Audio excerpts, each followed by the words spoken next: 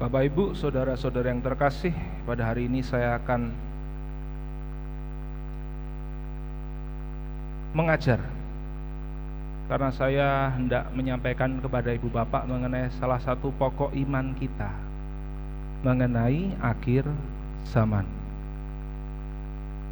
Karena memang bacaan-bacaan ini memang berbicara mengenai akhir zaman. Bahkan dalam Injil pun tertulis, dikisahkan sekali peristiwa dalam khotbahnya tentang akhir zaman, Yesus berkata kepada murid-muridnya, Yesus pun sedang khotbah tentang akhir zaman hari ini. Bu Bapak, Yesus menyampaikan kepada kita mengenai gambaran akhir zaman. Tetapi Anda pegang pokok ini dulu ya. Anda pegang pokok ini dulu. Akhir zaman adalah juga bagian dari iman kita. Kalau Anda mendengar akhir zaman, ya biasanya kan orang mengalami ketakutan kan, wah akhir zaman, bertobatlah, akhir zaman menakutkan, macam apa dan lain sebagainya. Ya kan biasanya seperti itu. Gambaran akhir zaman itu gambaran sebuah ketakutan, seringkali seperti itu. Tetapi sebetulnya tidak. Saya pernah menyampaikan ini dalam homili misa harian, tapi dalam kesempatan homili minggu ini lebih banyak umat yang datang, jadi supaya kita semua semakin tahu. Kenapa saya merasa perlu sekali menekankan ini? Karena saya punya pengalaman seperti ini. Pernah ada 3 anak KKN ikut saya waktu di Kalimantan ya, KKN. 2 Katolik, 1 Protestan. Saya tes itu 3 anak itu. Yesus datang berapa kali ke dunia ini? Berapa kali Yesus datang ke dunia? Yesus datang itu 2 kali. Yang bisa jawab sih anak Protestan ini. Katoliknya ini domblong ya. Kemudian saya tanya lagi, kapan datang kedua kalinya? Jawabannya adalah waktu akhir zaman. Yang jawab ini juga si anak Protestan ini. Yang Katolik ini dua-duanya sekali lagi domblong aja. Saya kemudian merasa bersalah ini. Saya sebagai imam ini macam apa ini anak-anak kita ini kok tidak tahu mengenai hal yang sangat sederhana sekali. Bukan hanya sederhana, ini sangat penting, sederhana sekaligus penting. Nah, ini maka kesempatan ini saya mau mengajar kepada ibu bapak yang orang-orang tua, nanti sampaikan kepada anak-anak supaya paham. Jadi begini ibu bapak, akhir zaman umumnya kalau kita membaca di media sosial, yang kita tahu selama ini selalu gambaran ketakutan. Tetapi sebetulnya tidak, itu bukan gambaran ketakutan. Kenapa Anda tahu? Karena kiamat atau akhir zaman itu artinya adalah kedatangan Kristus yang kedua. Kedatangan Kristus yang kedua. Kedatangan Kristus yang kedua itulah adalah akhir zaman. Memang disertai kengerian-kengerian. Yesus sendiri mengatakan dalam Injil, kalau Anda dengarkan tadi baik-baik ya. Pada masa itu, sesudah siksaan-siksaan yang berat, dengarkan ya, sesudah siksaan-siksaan yang berat, matahari akan jadi gelap, bulan tidak bercahaya, bintang-bintang akan berjatuhan dari langit, dan kuasa-kuasa langit akan guncang. Memang itu sesuatu yang mengerikan, yang menyertai datangnya itu. Dan ada tambahan lagi, sesudah siksaan-siksaan yang berat. Maksudnya apa Romo? Anda harus pegang bahwa sebelum kedatangan Kristus yang kedua, siksaan-siksaan bagi para pengikut Kristus itu semakin berat. Nanti kalau Anda temukan gambaran itu dalam Wahyu, Anda akan temukan itu, bahwa ujian kesetiaan bagi para pengikut Kristus menjelang akhir zaman itu sangat berat. Maka kalau Yesus mengatakan siksaan-siksaan yang berat itu kepada siapa? Kepada pengikut Kristus. Ujian kesetiaan semakin berat. Apakah banyak yang meninggalkan Kristus? Ya banyak. Apakah banyak yang setia? Ya banyak juga. Maka kalau Anda lihat hari-hari ini ada orang yang meninggalkan Kristus, tak usah heran, tak usah goncang imanmu. Ya memang seperti itu. Itulah ujian kesetiaan. Pada akhirnya Anda bagaimana, setia atau tidak. Balik lagi ya. Jadi ujian kesetiaan itu semakin berat. Siksaan-siksaan yang berat itu menanti bagi setiap pengikut Kristus menjelang akhir zaman. Tetapi ketika saatnya tiba, Kristus datang. Yesus yang ngomong ini ya. Pada waktu itu orang akan melihat Putra Manusia datang dalam awan-awan dengan segala kekuasaan dan kemuliaannya. Datang dalam awan-awan itu persis seperti ketika Yesus naik ke surga. Ingat kata malaikat, kamu tidak usah heran, kamu murid-murid, nanti dia akan datang persis seperti ini. Naik dalam awan-awan, ini datang dalam awan-awan. Pada waktu itu pula ia akan menyuruh keluar malaikat-malaikat dan akan mengumpulkan orang-orang pilihannya dari keempat penjuru bumi, dari ujung bumi sampai ke ujung langit. Itulah saat sukacita bagi pengikut Kristus yang setia pada akhir zaman. Bapak, saudara-saudara yang terkasih, ya itulah situasi akhir zaman. Jadi Anda sebagai pengikut Kristus, Anda doa-doa saja cepat supaya akhir zaman datang. Dan Anda dalam kondisi setia. Maka dalam bait pengantar Injil, tadi bilang apa bait pengantar Injil? Dalam bait pengantar Injil, ayatnya adalah berjaga, haleluya, tadi haleluyanya saya lupa. Yang jelas ayatnya adalah berjaga-jagalah senantiasa sambil berdoa supaya kamu tahan berdiri di hadapan Anak Manusia.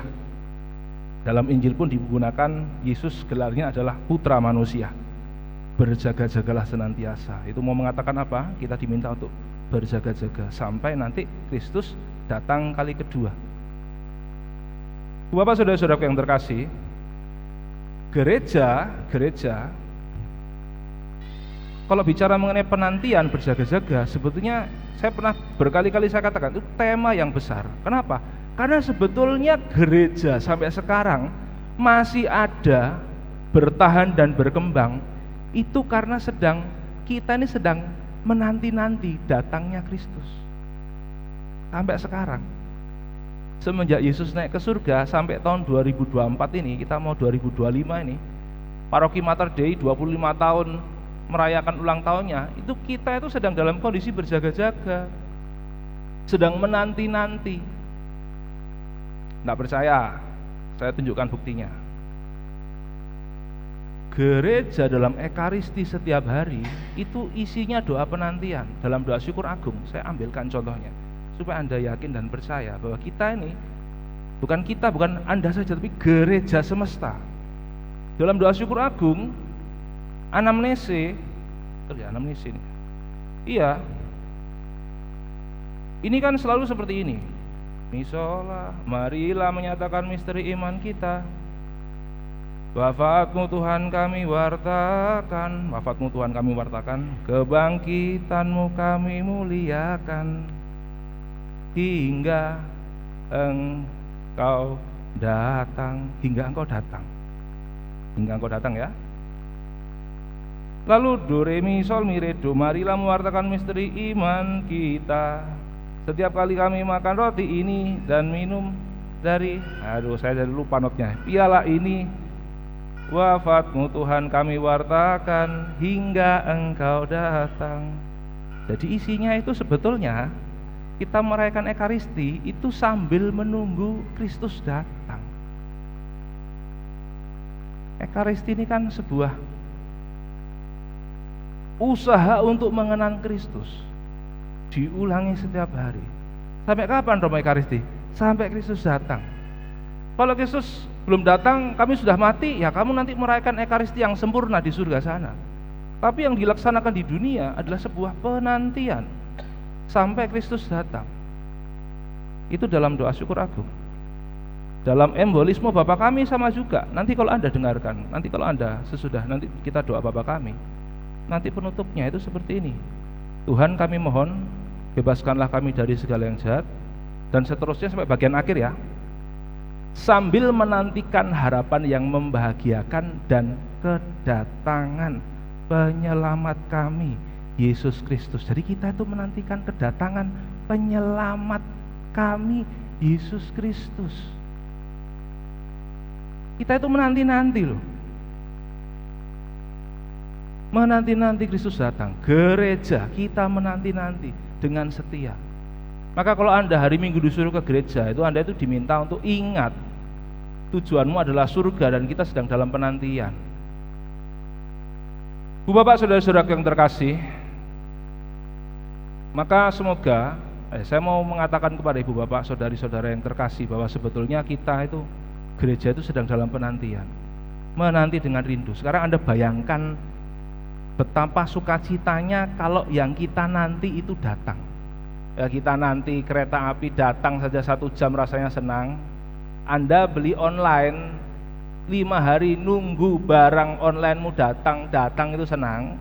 Ini menunggu Kristus ribuan tahun sampai sekarang belum datang. Maka ketika kedatangan Kristus yang kedua, Anda harus sukacita, senang. Akhirnya penyelamatku datang, karena aku sudah dengan setia menanti-nanti, meskipun siksaan dan ujian berat ini terus menerpaku. Iya, Anda harus merasakan sukacita menanti-nanti, dan akhirnya yang dinanti-nanti itu datang. Yesus sudah datang. Nanti sebentar lagi Natal ya. Natal itu sukacita juga. Itu sukacita karena penebusan Kristus terjadi. Ya, kita sudah ditebus nih. Tetapi kita nanti sukacita kita menjadi penuh ketika kedatangan Kristus yang kedua dalam akhir zaman. Tetapi ingat, Yesus sendiri mengatakan, sesudah siksaan berat. Itu. Maka Anda kalau saat ini merasa berat menjadi pengikut Kristus, ya memang seperti itu. Tidak usah berkeluh kesah, dijalani dengan sekuat tenaga, dengan penuh kesetiaan. Romo, hidup saya kok kayak gini, saya pun tidak tahu. Kalau Anda tanya sama saya, kenapa Romo saya mengalami masalah, aku juga nggak tahu, aku nggak tahu. Iya, nggak tahu saya. Tapi saya akan memberikan nasihat, setialah. Nanti kalau kamu setia dan sampainya kamu nanti mati dan berjumpa dengan Tuhan, tanya sendiri, Tuhan kenapa hidup saya seperti itu? Tapi seperti itu pun saya tetap setia kepada Engkau. Seperti itu. Maka ibu bapak, saudari-saudaraku yang terkasih, pada akhirnya kita diingatkan bahwa ya mengikuti Kristus zaman ini, saya katakan tidak bisa menjadi Katolik biasa-biasa saja, tidak bisa. Di zaman ini ya, tidak bisa. Tidak bisa. Kalau Yesus mengatakan juga dalam Injil, kamu lihatlah situasinya, kalau akhir zaman mau dekat itu ada tanda-tandanya. Ya, saya rasa sekarang ini ya tanda-tandanya semakin kelihatan ya, artinya segala bentuk kejahatan, kengerian semakin luar biasa kan. Ibu bapak bisa lihat, tanpa saya sebutkan satu persatu, Anda bisa melihat segala bentuk kejahatan jadi sangat luar biasa. Keluarga-keluarga berusaha dihancurkan dengan sangat luar biasa. Ini ulang tahun paroki 25 kan temanya mengenai keluarga ya. Dan saya memang menjadi perhatian saya beberapa tahun belakang ini mengenai keluarga. Kenapa ibu bapak? Karena keluarga itu sesungguhnya adalah pondasi gereja. Pondasi gereja adalah keluarga, dan kejahatan-kejahatan setan itu merusak itu di dalam keluarga. Orang kalau mau menghancurkan gereja Katolik bukan salah, kalau mau menghancurkan gerejanya, mau dibom salah itu. Kalau mau menghancurkan gereja Katolik, gimana caranya Romo? Hancurkan keluarganya. Bunda Teresa sudah pernah menulis ya, orang kudus Santa Teresa dari Kalkuta itu, bagaimana ketika beliau punya perhatian terhadap aborsi. Bagaimana di zaman sekarang aborsi begitu sangat luar biasa dilegalkan bahkan oleh pemerintah dunia. Bagi Bunda Teresa itu setan berusaha menghancurkan keluarga dengan cara aborsi itu. Menjadi perhatian yang sangat besar oleh Bunda Teresa. Itu tahun 70-80-an. Anda cari saja tulisan Bunda Teresa mengenai aborsi. Dan memang seperti itu. Semakin kesini kan semakin luar biasa toh. Semakin luar biasa kan. Kerusakan yang dilakukan oleh si jahat di dalam setiap keluarga-keluarga. Tak luput juga keluarga Katolik. Semoga ibu bapak, saudara-saudaraku yang terkasih, kita menjadi semakin tahu bahwa iya, kami ini dalam penantian.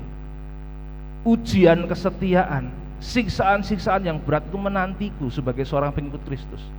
Tapi aku mau setia ikut Kristus sampai nanti aku menjumpainya dalam kedatangan Kristus yang kedua. Kemuliaan kepada Bapa dan Putra dan Roh Kudus, seperti pada permulaan, sekarang, selalu, dan sepanjang segala abad. Amin. Bapak, mari kita hening sejenak.